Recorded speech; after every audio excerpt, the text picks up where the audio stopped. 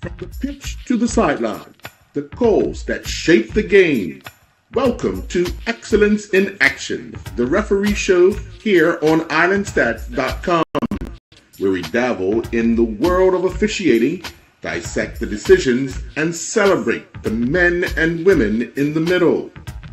Join us each week as we chat with top officials, analyze controversial moments, and explore the challenges and triumphs of being a referee. Get inside perspective on the rules, the pressure, and the split-second judgments that can make or break a match. It's more than just whistles and flags, it's excellence in action. Now let's get to the show.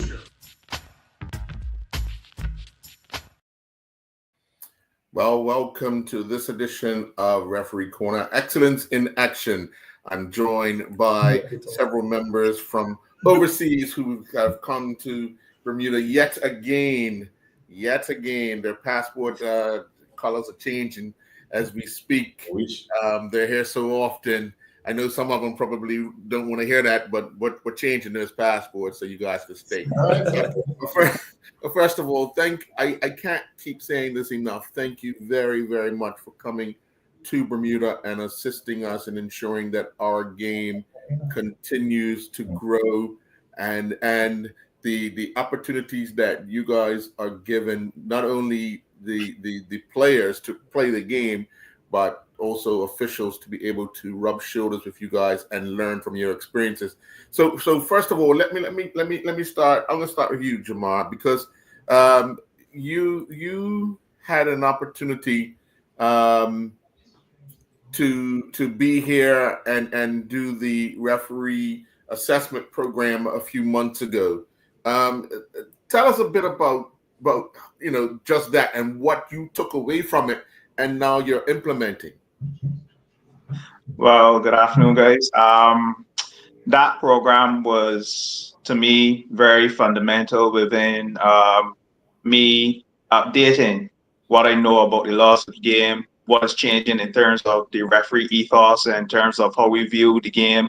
The game is dynamic. It doesn't remain the same. It always changes. So being able to get that insight from Essie Bahamas, from Javier Santos, being able to get that training from Rohan, that was fundamental in me going forward, even taking the information back home to my MA, which has not had a referees assessment program in a couple of years. That was very fundamental for me in my growth, as well as sharing that information back home. So I'm very grateful for Bermuda and for the association for having me back then. Sure. I want to quickly jump to Nicholas. Nicholas, back in 2021, you had the opportunity to officiate at the FIFA World Club Championship. Would you consider that your kind of coming out party, where you were recognized for all what you had done to be given that opportunity? Somewhat, yes.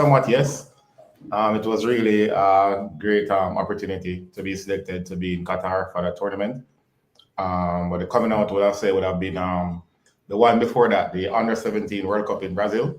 Okay. Yeah, so then being rewarded with the Club World Cup, it was a really great feeling. Well, let me ask you about just that World Cup, the Under-17. I mean, everybody that puts on a jersey, that puts on boots, dreams of themselves playing in a World Cup. The opportunity to officiate in a World Cup, is that the same effect, the magnitude of you're at a World Cup? Same for the referee. Every referee that takes up a flag or takes up a whistle want to be at a World Tournament, at a World Cup. So it's just to get through the phases, get through the process. Have faith in your instructors and the trust, and put in the hard work. Mm-hmm. Jermaine, for you, having these opportunities, especially in Bermuda, getting that exposure outside of your country from the domestic side, what has that been like for you? It's been a good opportunity. It's good to to be involved, or to be exposed in a different football culture, different football atmosphere. I can draw a comparison with the league here and the league back home. After the game, it's a different vibe. It's a very positive vibe after the game here, and it's been good. I like it. Yeah. That is something I think Jamaica can adapt. And Parchment, what's this about your 50th time in Bermuda? Check his passport. Bermuda resident. Yeah. But Parchment, you've experienced quite a bit internationally. What would you consider, the life changes that you've had to adapt to since becoming a CONCACAF or even a FIFA official? It has been a challenging. There has been a lot of challenges to get where I'm presently at as a tier 1 match official in CONCACAF. The journey to get there, it wasn't smooth, but it takes a lot of hard work, Earl, and mentally you always have to be prepared physically, and Jamar mentioned something about the laws of the game. You have to be equipped with the laws of the game. You always have to know the amendments each year, so you can apply it. You can apply it to the game every time you step onto the field of play, right? You have to build relationship with players, with the management, so it's not only just building relationship with your match officials, but you have to build relationship with players, and that is also very important for the management of the game. Yeah.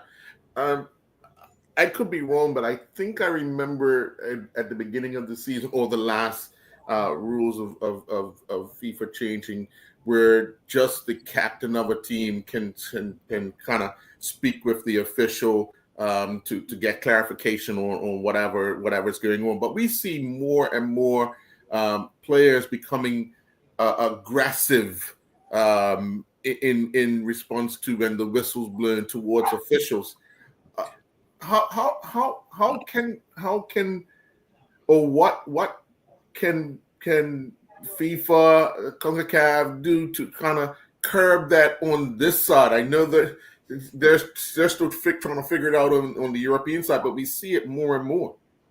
The laws of the game is clear as it relates to only the captain has that authority to come and speak with the match officials. So it boils down to the match officials what he or she will allow in his or her game. So the more they entertain someone other than the captain, then that's when you have problems. So the moment another player approaches you other than the captain showing dissent, we have the laws of the game to support that with a yellow card. It's mandatory, right? So we do not entertainment. And even if the captain is going overboard with whatever he or she trying to bring across, we also have the laws of the game to support us. So this is something CONCACAF will tell you just the same, right? That we have the laws. We are allowing this to happen. So the moment we keep on entertaining, then this is when it keeps getting overboard, and we don't have anyone to blame but ourselves. So as match officials, so it's what you will allow from what you will not allow. I often have a lot of the young folk that you guys see in the Academy of Refereeing at the Clyde Bass Center of Excellence on a regular basis on the show, and I often ask them, and because you guys are very experienced, I'm going to ask each and every one of you this question: what law do you struggle with during game day? Jamal, I'll ask you first. That's a tough one. I really take pride in trying to make sure that I'm on top of things. I like to be proactive. If anything, I'd say it would be law 18. It does make sure that the match starts on time. That's not really a law, but Right. just punctuality and everything, is what we bring to the field as referees. So if we show up late and if we show up not looking the part, the players will not take us seriously. So when they come to the field, if I'm the fourth official, if I'm the referee, I am the face of the refereeing body. I need to bring that sort of punctuality. I need to bring that sort of ethos where that the players see that we come to be very professional. And professionalism is the hallmark for me. Sure, sure. Nicholas? None right now. To be honest, there's no struggles right now. Each game you start to prepare for the game once you receive that appointment. Mm-hmm. It's based on the level of the game that you'll have to do. Then you'll prepare yourself for it. You'll do all you need to do. The weather will be like what the weather will be like. You make sure you hydrate. You prepare for it. You go through your gear. You have your gears sorted out, and you just prepare mentally and physically for the game. So no issues for me with whatever assignment I receive. Sure. Pachi? I am on the same page with Nicholas. I don't have any struggles as it relates to the laws of the game. It's just that I am always ready to apply whichever that needs to be applied on the game day. Right, as Nicholas said, do your homework. You know the teams that you're going to officiate, the kind of players that you have to deal with. So there's no struggles for me as it relates to the laws. Jermaine's got a big smile on his face, so he's got one for me. Yeah, I have a different response for you. I wouldn't say it would be a struggle, but law 11 outside. It's not a struggle, but my thing about it is it can be subjective at times, and persons may not understand when a decision is being made, and that kind of puts some pressure, on the official, depending on where they're at, where they're officiating. It can be problematic at times. Players may question your decisions, Right? Because based on how the outcome of the decision is and what they see on the field, they're wondering where is the offside.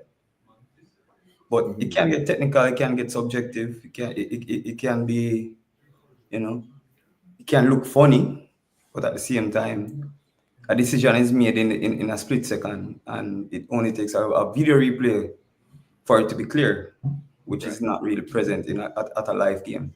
Right. For them to understand that. I'm glad you brought that up, because I remember some years ago a law changed where if the ball was in the vicinity of a player that was in an offside position, as long as he did not attempt to go for the ball, the play was allowed to go on. But that added some confusion to it, because if you're the referee assistant, you're square of something, you can't tell if that ball's going over that person's head or going, you know what I mean, in that direction. By them attempting to change the law where a player in an offside position has to touch the ball, does that add more confusion to it? It may take more concentration. It may be confusing for a spectator, but we're trained in that particular area to wait and see, apply the wait and see technique, to wait and wait until that particular player that was in the offside position when the ball was played, to touch it or play it, or to get involved, Or interfere with an opponent. or interfere with an opponent. Right. There may be an instance where two players may be going to that ball. One may be in the offside position, one may not have been at the time when the ball was being played. And we have to wait and see, for the outcome. Right. Now, communication. How much has that improved the game, the communication amongst the officials? Because years ago you had to look at each other kind of thing and now you've got flags that have a buzzer in it. You've got the mics and so forth. But just how much has that changed the game for you guys as officials, Jamal? I would say, even going back to Jermaine's point about the same offside, communication between the referee and the assistant referee is very fundamental within determining whether a player is actively engaged when he's in the offside position from when he's not. So that's another way that we would go about it. And also, as far as communication goes, is honestly, it is one of the most beneficial things for officials to be able to hear as well as see, because although we are mic'd up, although we have the people flags, we still promote looking, eye contact, you know. So communication is a very, very, very fundamental part, and I'm thankful for it. Yeah. We see every year there's a new rule change and so forth, but everybody being on the same page of understanding what the new rule looks like. How often do you think, or how long does it take for each of you guys to kind of understand the fundamental rule changed, and you say, okay, I see it this way, but then you look at it and somebody else will say, well, I see it this way. How Partner, can you explain that? Like, So that is why it's important that each year we have a refresher course, and that would be the Instructors. no, not the instructor, the course that we have. Of course, MA course. MA course, right? So Right. each MA will have a course with FIFA. So by then, when the MA is ready to host that course, they already have the amendment to the laws of the game. So then they will bring it forward to all the match officials, right? So even after that course has ended, it's now within the duty of the instructors within the MA to get it across to all the referees, so we can have consistency across the board. So it is not just a 4-day or 5-day seminar and it stops there. The instructors within the MA has to continue with the different level groups, referees on a different basis. And for us in Jamaica, we are the elite referees that operate in the Premier League, right? So every month we will meet, sometimes on a bi-weekly basis, based on what is happening in our competition, and we will keep going over the laws of the games and what we need to fix, right? So that's what we do in Jamaica. I'm not sure how Bermuda does their thing, but that is how we go about it. So we can have consistency among the match officials. Sure. Nicholas, how inspiring is it for you to witness what's going on in Bermuda, especially with the young people taking up the mantle of officiating? Very, very inspiring. We had the training session on Sunday morning. Correct. Yeah, and it was really, really inspiring to see the youngsters turn out. Yeah, that early in the cold. Yeah, to go through their paces, and they really enjoyed it. We make it fun.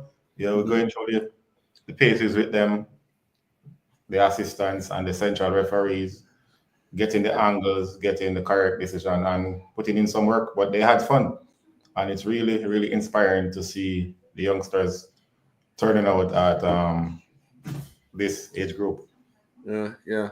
Jamal, how many people when you work with these young people, how many of them remind you of you when you were younger?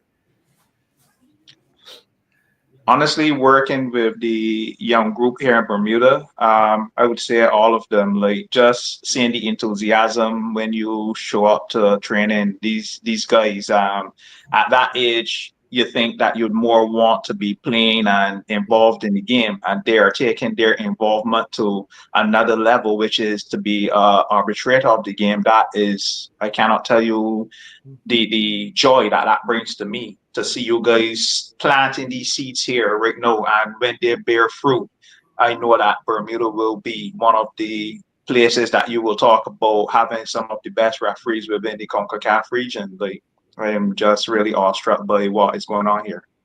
And for you, Jermaine, take us through one of the first times you would have witnessed or been a part of that program on a Sunday morning, seeing those youngsters. Is it what you would have anticipated after being told this is what you was going to see? No, actually, well, first time I saw it was on Facebook, but I mean, Sunday Gone was the first time I was actually participating in it, and it was very good. It was very enlightening. You know, it was good to see youngsters being involved, wanting to be a part of the program, enthusiastic about being a referee, taking part in what I do for almost for a living. You know, this is what I do for a living. And Right. it's my passion, and for them to take it up as their passion, it's really, you know, Yeah. satisfying to see. Nice. Pachi, in Jamaica, obviously the both. I mean, you look at their national setup in both male and female. The game has grown in leaps and bounds. Is that a testament of what you guys have been able to do as far as officiating to ensure that the level, not only at the domestic level but the international level, has raised? We have to give a lot of credits to our instructors and our assessors back home, Earl, because every week we stepped out onto the field of play for our top competition. We have assessors, and as I said, on a bi-weekly and a monthly basis, we have our training session with these instructors and assessors. So they help us to keep improving, help us to grow, and we also have a very have a role to play for the younger referees, to maintain a very high standard, to raise the bar, and to officiate at a very high level. So we raise the bar for them to follow.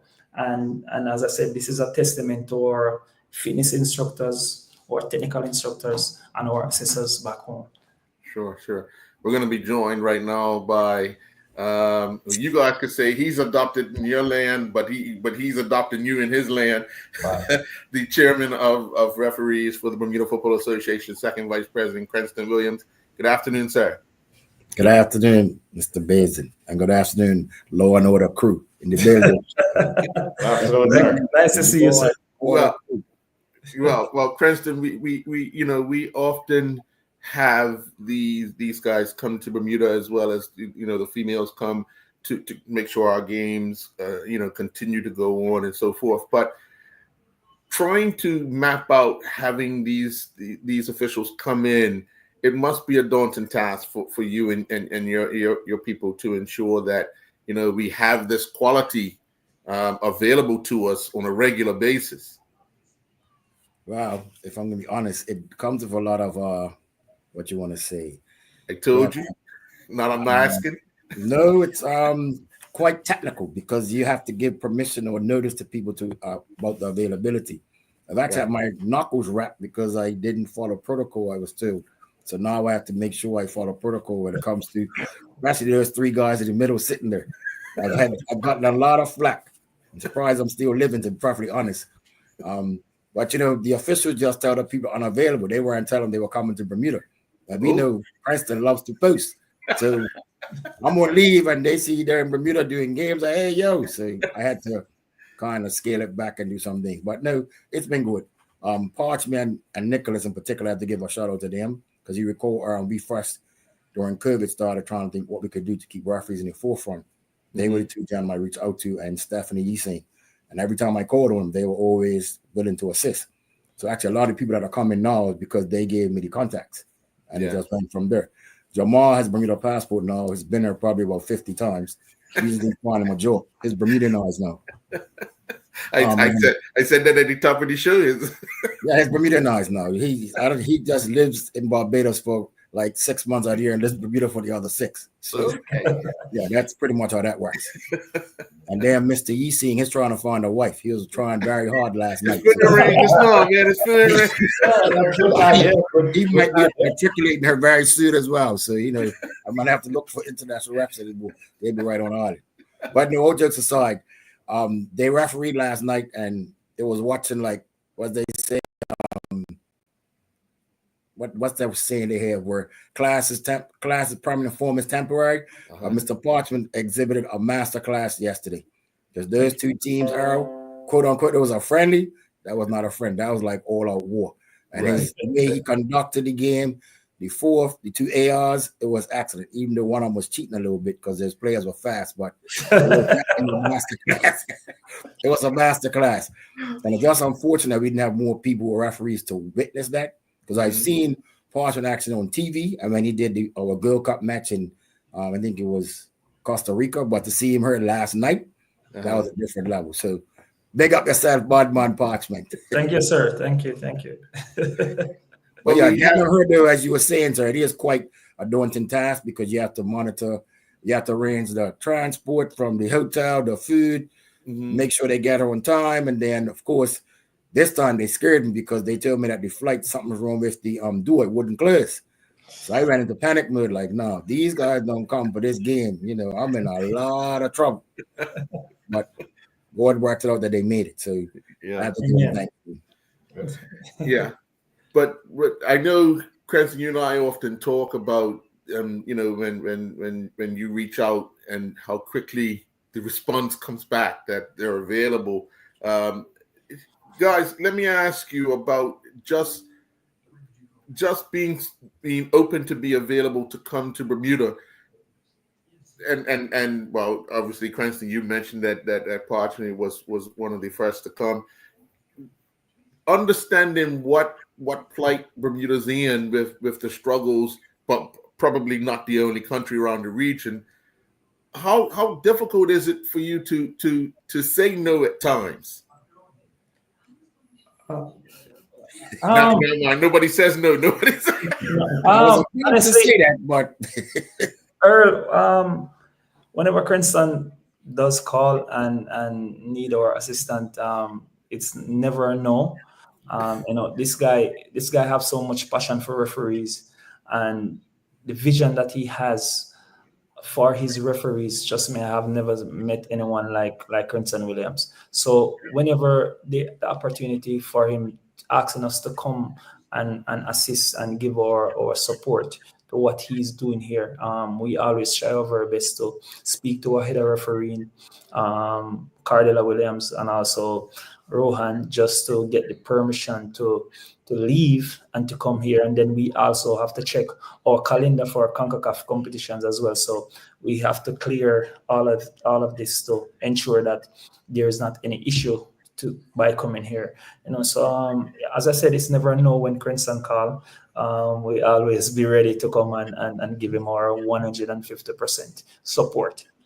I have to tell you guys, whenever you guys are doing a FIFA match internationally, Cranston's always posting the days that you've been to Bermuda, the matches you've been in Bermuda. It's almost like you're Bermudian, although you might have a different country flag under your name when you walk out onto that field.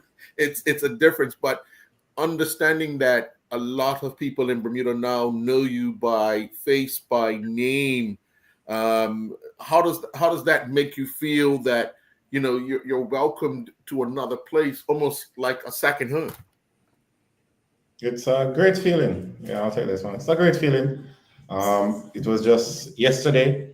We walked by the grocery store and we bumped into that guy that used to play. He's still playing, you know, and he will recognize us and we have a nice chat, you know. And he says, great to have you here. Hopefully you get to do one of my games, you know, and just that's the feeling you'll get from the folks that you're running to. Hopefully you get to do my game, right? Okay. We only can do one game at a time. I do double. It's really a great feeling off the field and then off the field. Yeah. Right. Well, I like I said at the top of the show, I can't thank you guys enough for continuing to come and support Bermuda Football Association, supporting the chairman of referees, supporting our programs, and supporting our young people who you know, when I had the oh man, I can't remember his name a few weeks ago, the guy that conducted the course, Cranston. Robert Zabiga. Yes. And we discussed the ages of our young people that are officiating and what can be done at the CONCACAF level to give them, you know, some exposure off island. It's just, you know, these opportunities that they get to see you guys doing, you know, these big matches and wanted to emulate them from a young age. Jamal, you said it, you know, just seeing the enthusiasm from young that want to officiate as you know, when we were their age, all we wanted to do was play. We didn't have time. We didn't have time, even a yard kick. It was just play. But to see them so encouraged to be involved in officiating. I'm hoping that opportunities open for them to have that chance to have that exposure at a young age that would keep that drive going, because, keeping youngsters involved in sports outdoors is we find it more and more difficult each day because of so many indoor things to do. But we need to just keep encouraging, and you guys are the ones that are driving that, along with our other seasoned officials in Bermuda, because they're giving these youngsters opportunities, as well as Mr. Williams. Agreed. Totally agree. Yeah. As you were saying about seeing them on games, it was funny the other day, 2 matches, Bermuda and the under-17 girls. Yes. Theo Hines was the referee. The under-20 girls, Odette Hamilton was the referee. Yes. Jolie was on the line, and all 3 of them have been there. Yes. Well, I hope CONCACAF can realize the connection. I was like, wow, this is interesting. Yeah. They didn't have the Bermuda sticker on that shirt. I pray they didn't. I pray. So yeah, it is very interesting. So yeah, a lot of people that's been here now, like when I watch games, I don't even watch the football anymore. I watch the referees now, which is a complete 360 for me. Yeah.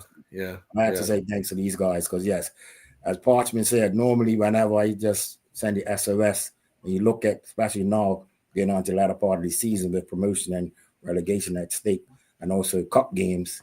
Yeah, I send the bat signal, and within a matter of hours, I get a response. So that's how it works. All right. Well, I hopefully it warms up some more for you guys for the rest of your stay here. I know we've given you your chances to be in some cold weather over the years, but let's hope that this weather changes and you can have a beautiful day or beautiful days in the remaining days that you're here. But we look forward to your return. We look forward to what you bring to the game here in Bermuda, and helping our youngsters. We just want to encourage you to keep doing the same thing, and what you learn here in Bermuda, taking back to your places and improving not only the game itself, but also the culture. Because what you pick up here, you take back, and obviously what you've learned over there, you bring here. So continue to do that, continue that journey. And Mr. Williams, any parting words? No, just want to tell them thank you very much, and they have some more work to do. They know. See them on Thursday at the game, and Law and Order Saturday 3:00. Law and Order, please come and witness Law and Order in action. That's what I'm going to say. 3:00. 3:00. Yep. Yeah. Okay.